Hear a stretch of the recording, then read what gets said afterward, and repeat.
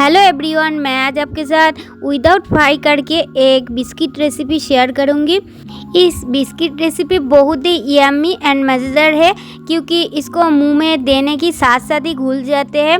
बहुत ही स्वादिष्ट एक बिस्किट रेसिपी है और बच्चों से बड़े सबको ही इस रेसिपी को पसंद आएगी, मैं ये उम्मीद करती हूँ। तो इस बिस्किट रेसिपी को शेयर करने से पहले एक छोटी सी रिक्वेस्ट है, अगर मेरी रेसिपी आपको पसंद आएगा तो प्लीज़ मेरे चैनल को सब्सक्राइब कीजिए और वीडियो पे एक लाइक कर दीजिए।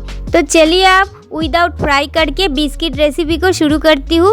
इस रेसिपी के लिए मैंने यहाँ पे 1 कप वाइट ऑयल लिया है और ऑयल के साथ साथ मैंने इसमें और कुछ चीज़ को इस्तेमाल कर रही हूँ। तो देख लीजिए, मैंने यहाँ पे 100 ग्राम के करीब शुगर को पीस कर रखा था और फाइन पीसना होगा। और शुगर पाउडर के साथ साथ हमने यहाँ पे 25 ग्राम के करीब मिल्क पाउडर भी लिया है। मिल्क पाउडर को इस बिस्किट रेसिपी पे इस्तेमाल करने में बहुत ही स्वादिष्ट बनेगा। मैंने यहाँ पे 1 क्यूब के करीब बटर इस्तेमाल किया है, तो आप चाहे तो बटर को स्किप भी कर सकते हैं। तो सब चीज़ों को हमने अच्छी तरह से मिक्स कर रही हूँ। देख लीजिए, इसको 2 से 3 मिनट तक अच्छी तरह से एक ही डायरेक्शन में चलाते रहेंगे और सब कुछ को मिक्स कर लेंगे। अब हम इसमें और क्या क्या चीज़ को इस्तेमाल कर रही हूँ देख लीजिए। मैंने इसमें 1 कप की करीब गेहूं की आटा लिया है और गेहूं के आटा को हमने अच्छी तरह से छान लेंगे। आप चाहे तो इस जगह पे पूरी तरह मैदा भी ले सकते हैं। जिस कप की हिसाब से ऑयल को इस्तेमाल किया है उसी कप की हिसाब से हमने गेहूं की आटा लिया है और हमने अब हाफ कप की करीब मैदा इस्तेमाल कर रही हूँ उसी कप की हिसाब से। और मैदा को हमने अच्छी तरह से छान रही हूँ, देख लीजिए। और छान लेने की वजह से इसमें कोई भी इम्प्योरिटीज़ नहीं रहेगा और बिस्किट रेसिपी बहुत ही अच्छी तरह से रेडी होगा। अब हमने इसमें नमक इस्तेमाल कर रही हूँ 1 टेबलस्पून के करीब, उसके साथ साथ बेकिंग पाउडर हाफ टेबलस्पून के करीब और बेकिंग पाउडर के साथ साथ 1/4 टेबलस्पून बेकिंग सोडा को इस्तेमाल किया है और 1 टेबलस्पून के करीब इलायची पाउडर भी इस्तेमाल कर रही हूँ। इलायची पाउडर इस्तेमाल करने की वजह से रेसिपी की जो फ्लेवर बहुत ही अच्छा आएगा। तो सब चीज़ों को हमने अच्छी तरह से मिक्स कर रही हूँ, देख लीजिए।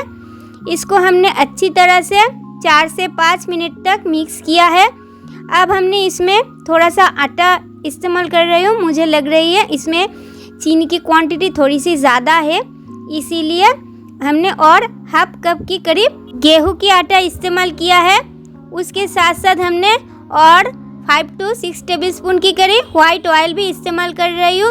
तो सब चीज़ों को हमने अब अच्छी तरह से मिक्स कर रही हूँ, देख लीजिए। तो देख लीजिए, बिस्किट की मेन बेस को रेडी करने से पहले और थोड़ी सी हमने इसमें बेकिंग पाउडर को इस्तेमाल कर रही हूँ और इस जगह पे हमने 1/4 टेबलस्पून बेकिंग पाउडर इस्तेमाल किया है। बेकिंग पाउडर की क्वांटिटी थोड़ी सी कम लग रही है, इसीलिए।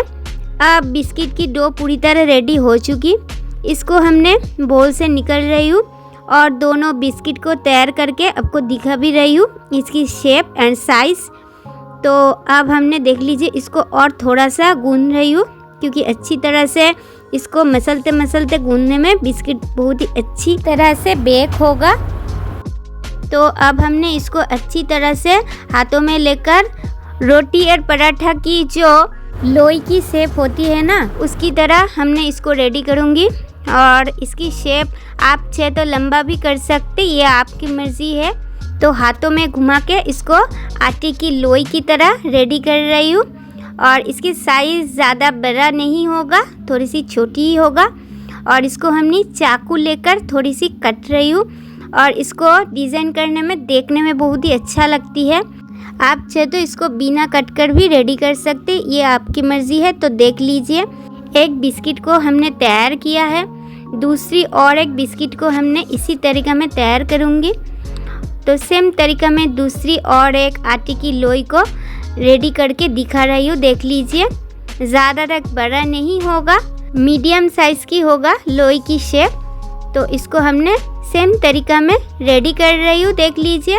उसी तरीक़ा में रेडी करने के बाद चाकू लेकर सेम तरीक़ा में इसको कट कर डिज़ाइन भी लगाऊंगी। और डिज़ाइन लगाने में पहले ही आपको बोल चुकी, देखने में बहुत ही अच्छा लगती है, खाने में कोई फ़र्क नहीं पड़ती है बट देखने में बहुत ही सुंदर लगती है। तो सेम तरीका में हमने दूसरी और एक बिस्किट को रेडी करके आपको दिखा भी दिया है। और इसके ऊपर हमने और एक चीज़ भी लगाऊंगी, तो देख लीजिए हमने इसमें और क्या चीज़ लगाऊंगी। हमने इसमें सिसमी सीड्स ऐड कर रही हूँ, वाइट सिसमी सीड्स। और सिसमी सीड्स देने में बहुत ही सुंदर लगती है। आप चाहे तो इसको स्किप भी कर सकते हैं, आप चाहे तो इसके ऊपर फ्राइड वाला मूंगफली को डस्ट करके भी इस्तेमाल कर सकते हैं। तो देख लीजिए एक एक करके हमने सब बिस्किट को रेडी किया है। इसको बेक करने के लिए एक थाली लिया है और उस थाली की साइज़ पे हमने एक कागज़ को कट कर रखा था। आप चाहे तो इस जगह पे बटर पेपर भी इस्तेमाल कर सकते हैं। कागज़ के ऊपर हमने एक ब्रश लेकर ऑयल लगा रही हूँ, क्योंकि मेरे पास बटर पेपर अवेलेबल नहीं था, इसीलिए इस कागज़ को हमने बटर पेपर की तरह रेडी किया है। अब हमने इस थाली के ऊपर उस बिस्किट को एक एक करके दे रही हूँ, देख लीजिए, बेक करने के लिए। और एक बिस्किट से और एक बिस्किट को थोड़ी सी डिस्टेंस रहना चाहिए, नहीं तो जब इसको बेक हो जाएगा ज़्यादा तक फूल जाएगा और इसको डीमोल्ड करने में बहुत ही तकलीफ हो सकती है। इसीलिए डिस्टेंस रखना चाहिए बिस्किट की बेक करने से पहले। तो देख लीजिए एक एक करके हमने सब बिस्किट को थाली के ऊपर दे रही हूँ।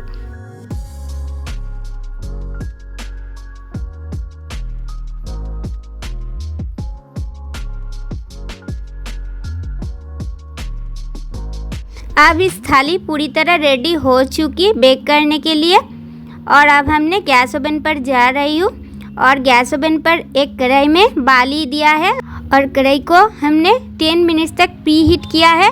और बाली के ऊपर हमने एक छेद वाला बर्तन और उस बर्तन के अंदर इस बिस्किट वाला थाली को बैठा दिया है।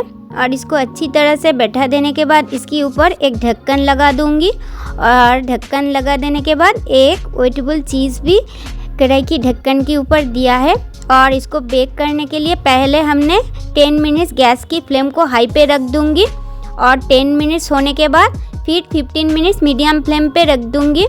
और 25 मिनट्स तक हमने बिस्किट को बेक किया है। बिस्किट अब थोड़ी सी नरम है और गर्म भी है, ठंडा अच्छी तरह से करके हमने डीमोल्ड किया है बिस्किट को।